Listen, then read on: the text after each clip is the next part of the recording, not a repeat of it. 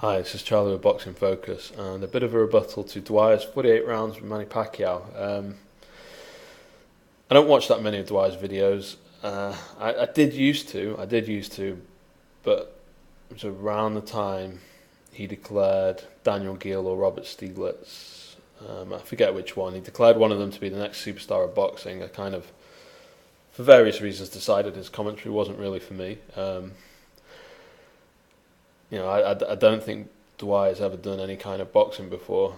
He's obviously passionate about it. He obviously watches a lot, but I don't think he's actually done any boxing training. Just the stuff he says, just kind of that I could be mistaken, but that's the impression I get. Not that I think that invalidates anybody's opinion. I think everyone, fans can spot some interesting insights, but I don't think Dwyer's quite got that angle. I think he's coming at it more from a betting perspective, which means that he's looking more at probabilities. But when it comes to analysing the technical side of it, he seems to get caught up in his biases, and I think one of his biases is basically against Manny Pacquiao. Anyway, all that stuff aside, so this argument he makes, he draws an analogy. So this is where it immediately falls down. He draws an analogy with Roy Jones Jr. and how a boxer wouldn't be able to survive 6 rounds with Roy Jones Jr. in his prime, which wasn't true anyway, because plenty of guys went the distance with Roy. But I mean, the best example is, because it draws an almost identical parallel to one of Manny Pacquiao's fights, is when Roy Jones went up to heavyweight and fought John Ruiz. He peppered him with shots, with hard shots, dominated all 12 rounds. Some real stinging right hands, great footwork. Ruiz was never in it really, but it was never in danger of being stopped. It was kind of similar to Manny Pacquiao and Brandon Rios. So the reality is that Pacquiao has gone up in weight in probably the last 7 years. He's been fighting guys who are bigger than him. Pacquiao, if he wasn't a pound for pound great, would still be fighting. If he were still fighting, he'd probably be retired. That's irrelevant. If he were still fighting, he'd be fighting at 130, 135. He fights at welterweight because that's where the challenges are. Because that's where Floyd Mayweather is. He's talking about going back down to 140 to fight Danny Garcia. He would barely even have to cut weight to make 140. Just have to possibly slightly adjust his diet in the final week. Maybe limit the amount of water he drinks in the last couple of days before weighing in. He could easily boil down to 135. Might be a bit harder to make 130 just because he's getting a bit older, and I think cutting weight gets less pleasant the older you are, but he regularly walks into the ring at 144, 145, 146 pounds. That's I don't think he's ever weighed heavier than 148 on fight night. I'm pretty certain that he weighed 144 pounds when he fought Eric Morales, one of those 3 fights. On fight night, Pacquiao was basically the same weight that he is today when he's fighting. So it kind of boggles my mind that this kind of thing just seems to sail over Dwyer's head. There's weight classes in boxing for a reason. Bigger guys hit harder, absorb punches better than smaller guys. It's boxing basics, right? And the reason that Pacquiao goes up in weight is because he's good enough to. But once he gets to 147, knocking people out becomes difficult because they are so much bigger than him. Right, you take out the anomalies. Ricky Hatton was 140, defended with his face. De La Hoya was dead at the weight. Beyond that, he's got one stoppage at 147. And is that because he doesn't hit hard? Is that because he's got holes in his game?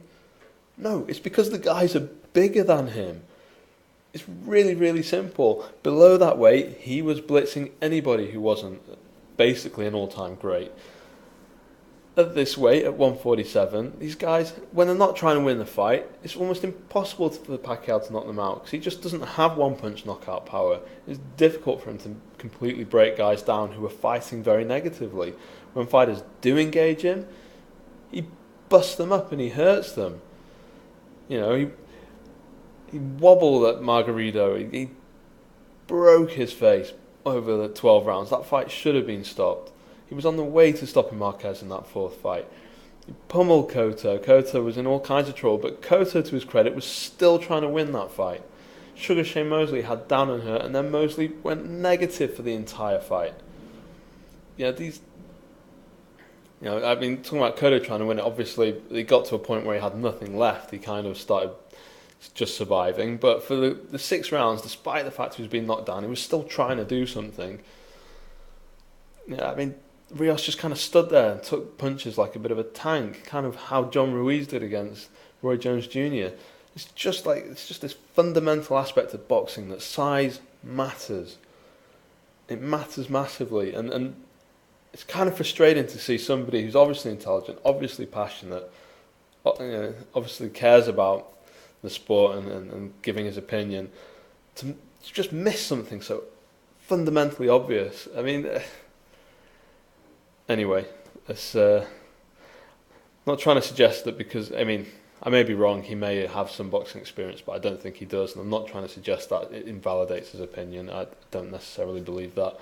But I do think if you have done a bit of boxing, it gives you a bit of perspective and you understand a bit more about the things that happen in a ring. A great example is Mosley going down. Mosley, who I think Dwyer misquotes Mosley.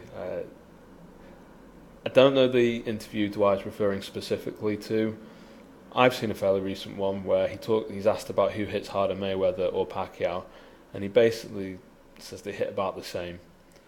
He possibly gives the edge to Mayweather, if I'm not mistaken. He just says with Pacquiao it's volume and angles. But Mayweather's punches stung a bit more. When Mosley was knocked down in that fight, it wasn't this unbelievable punching power that put him down. It was the fact that he didn't see the punch coming.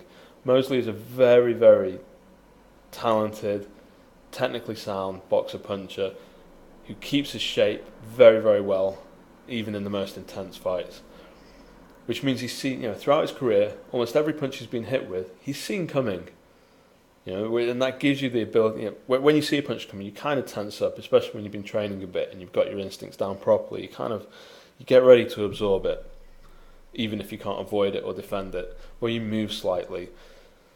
But even if you don't get to move, you know where the punch is coming from, and as long as it doesn't disconnect your brain from your senses, because you've seen it coming, because you know that where the punches come from, you just kind of take it, and then you reset and go back to trying to get your own stuff done.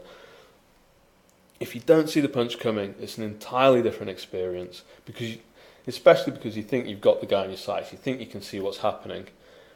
You almost feel like you've been sucker punched. You don't think it's the guy in front of you that's hit you. You just hear this almighty bang, and your brain goes into a slight state of panic, and you're just kind of trying to figure out what the hell happened. Where's that punch come from?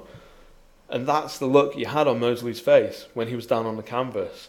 So this guy, this boxer puncher, technically sound, it's one of the few times in Mosley's career that you see him look away from an opponent before he gets hit. When Manny Pacquiao hits him, he ducks away from a right hand, but because Pacquiao's footwork's good enough and has gotten him forward into just around the side of Mosley, he then corkscrews up a left and catches Mosley right on the side of the jaw when Mosley's facing away from him. And Mosley never faces away from opponents, and that's why he went down, that's why he was hurt. It wasn't because it was this almighty powerful punch, although I'm sure it was hard. I'm not trying to dispute that Manny Pacquiao's got pretty decent punching power, but it's more volume. He breaks at the high weight, he breaks guys down with volume, but because they're big and strong and they weigh a lot more than he does, they can absorb it and take it, just like Brandon Rios, like Margarito, like Joshua Clottey. That's just the way it works. Bigger guys can survive better against smaller guys, and Manny Pacquiao's a smaller guy. So anyway, this is Charlie with Boxing Focus, suggesting that Dwyer looks at the technical reasons why he thinks Pacquiao's got holes in his game.